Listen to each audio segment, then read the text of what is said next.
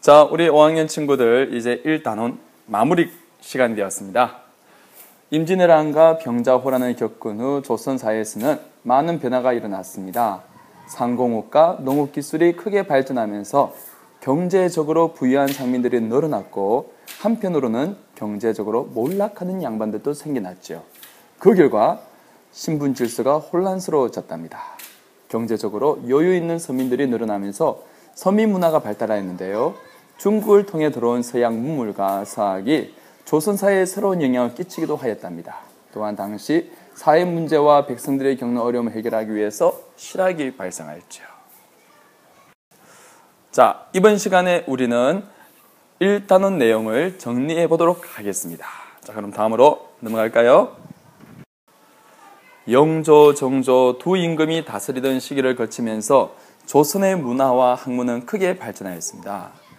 영조는 신하들의 다툼으로 나라가 혼란해지는 것을 막기 위해 탕평책을 실시하였고, 백성들의 어려움을 덜어주고자 노력하였습니다.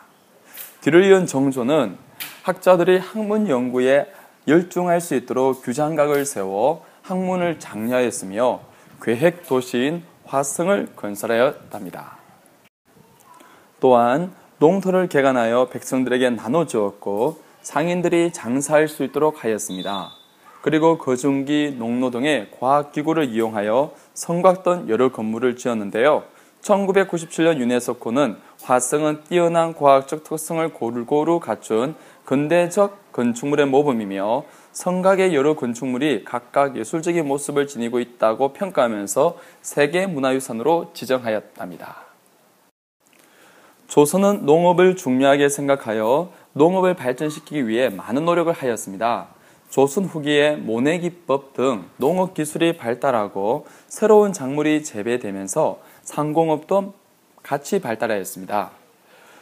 조선시대에는 양반, 중인, 상민, 천민 등의 신분이 엄격하게 구별되어 있었습니다. 사람은 태어날 때부터 주어진 신분에 맞게 살아야 하였습니다.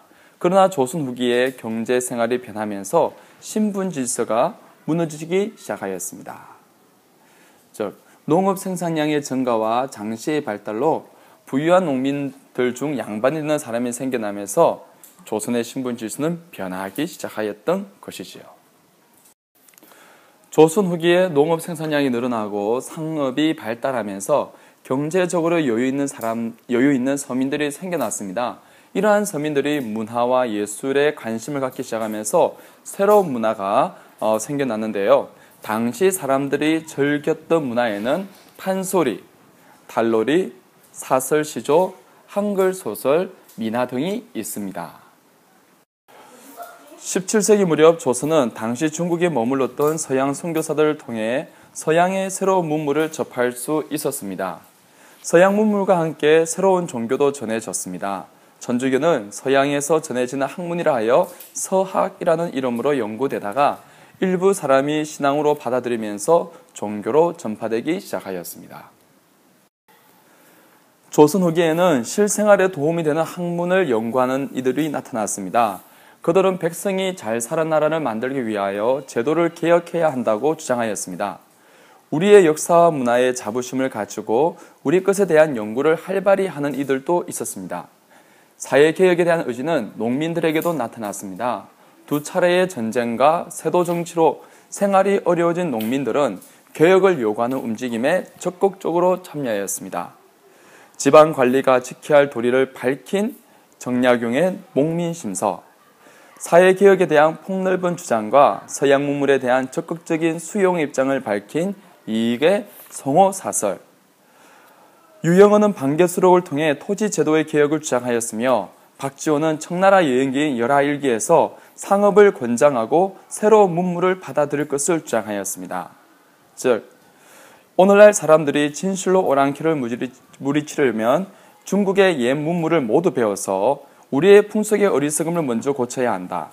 농사에 힘쓰고 상공을 발전시키는 것에 이르기까지 어느 것이고 배워서 다른 이가 10가지 하면 우리는 100가지를 하여 먼저 우리 백성을 이롭게 하고 우리 백성들로 하여금 무기를 만들어서 저들의 견고한 갑옷과 날카로운 무기를 격파할 수 있게 한 다음에야 중국에는 볼만한 것이 없다고 하여도 좋을 것이다.